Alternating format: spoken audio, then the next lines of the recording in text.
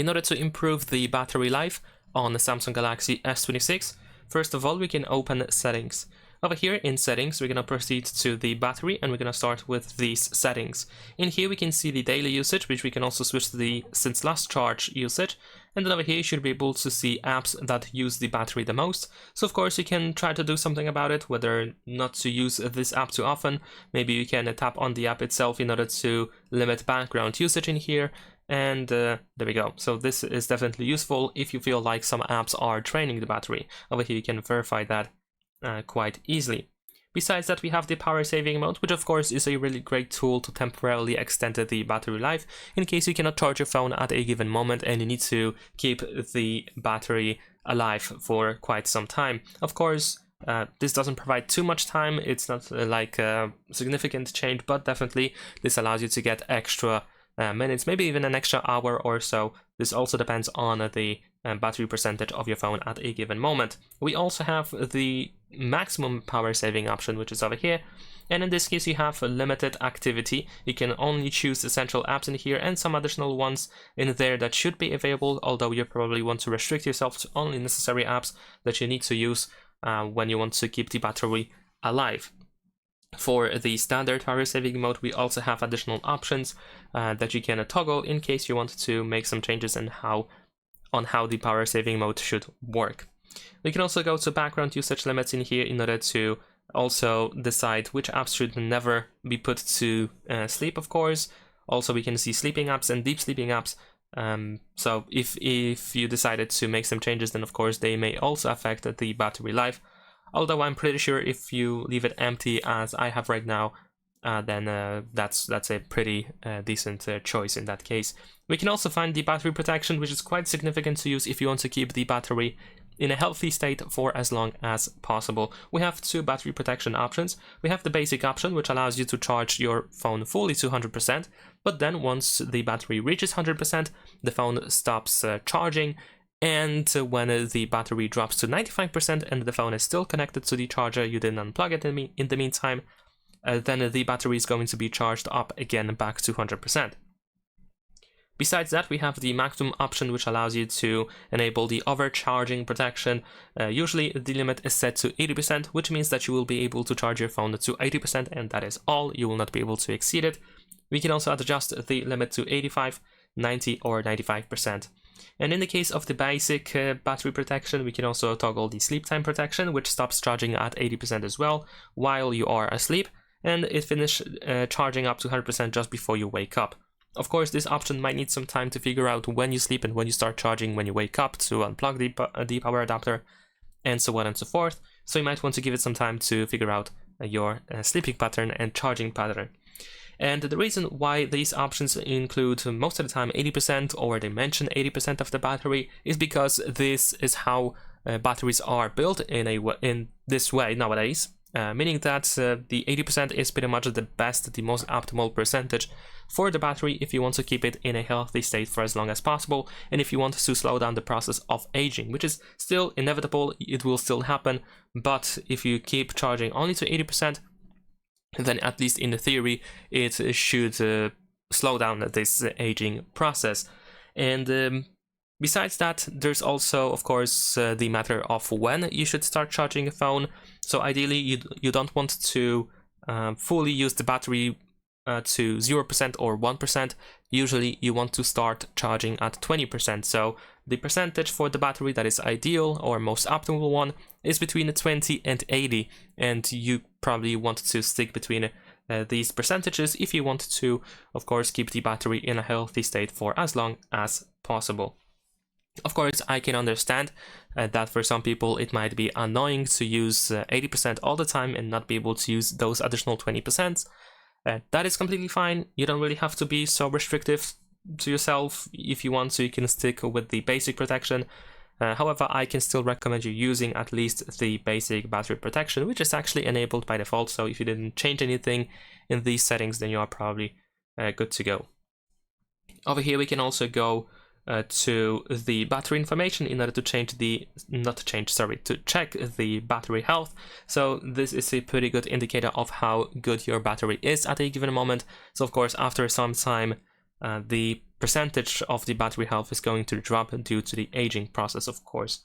In the charging settings, you can also toggle fast charging and fast wireless charging. I know that some people believe that if you use fast charging for your phone, then it speeds up the aging process and therefore it ruins the battery faster.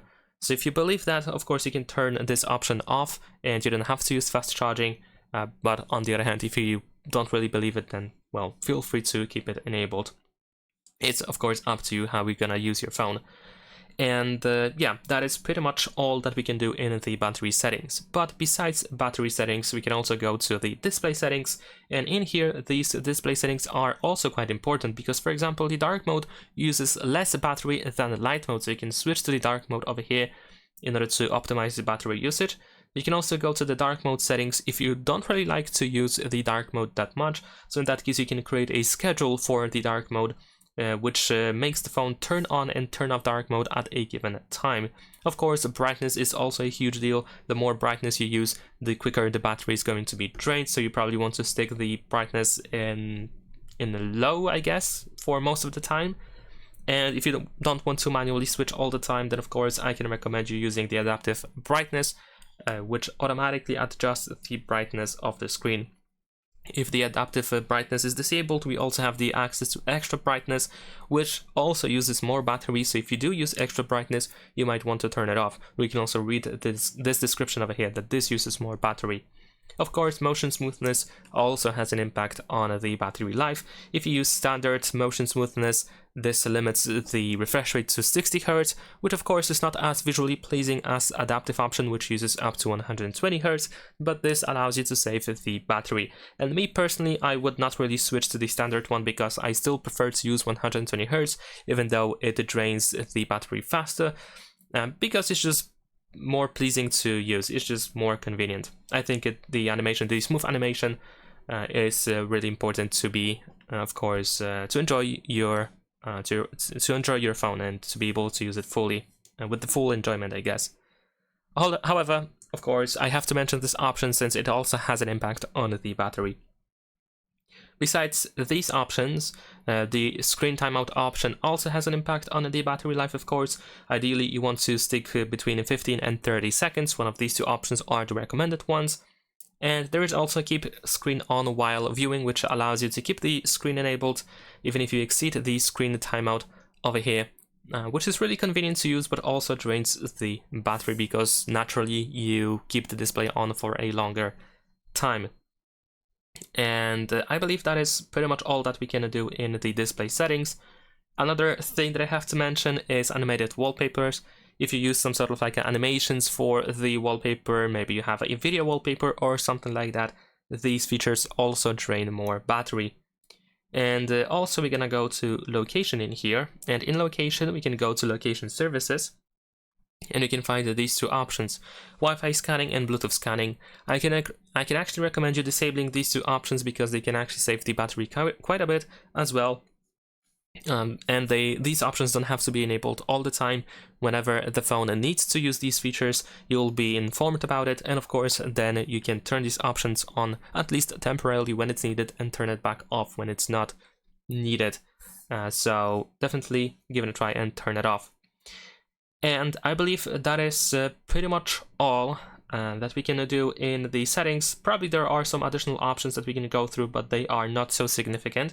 Of course, if we mention these things like these display settings and stuff, individually these options don't make that much of a difference, of course. Like if you just, let's say, toggle extra brightness, if you turn it off, let's say, then yes, you will get more time, but it won't be that much time compared to, for example, some of the battery settings, I guess, or maybe some other display settings.